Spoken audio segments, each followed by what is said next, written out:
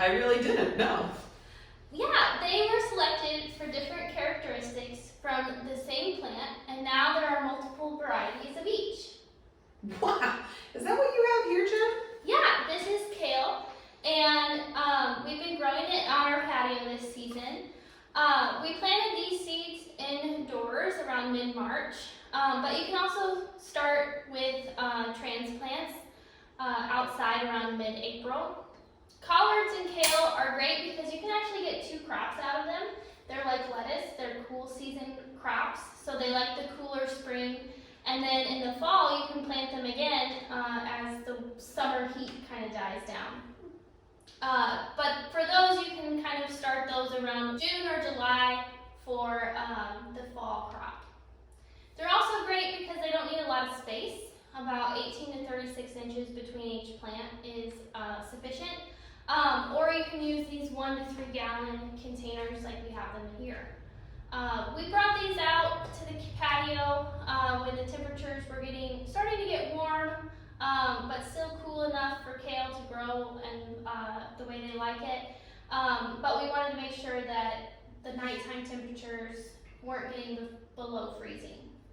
Well, that's pretty awesome. Well, how do you take care of collard and kale plants once they start? Like, are there any pests or diseases you have to worry about? That's a great question, Sarah.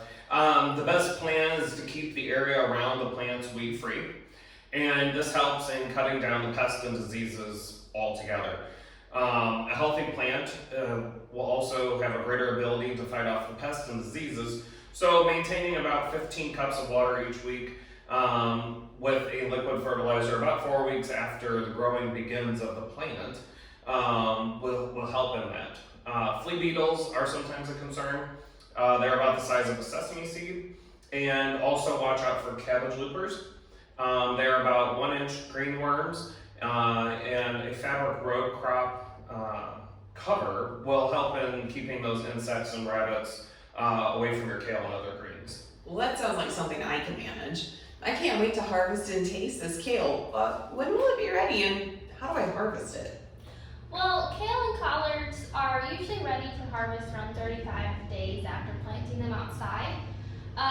When the older bottom leaves are about the size of an adult hand, like this one, this one's actually pretty ready for harvest.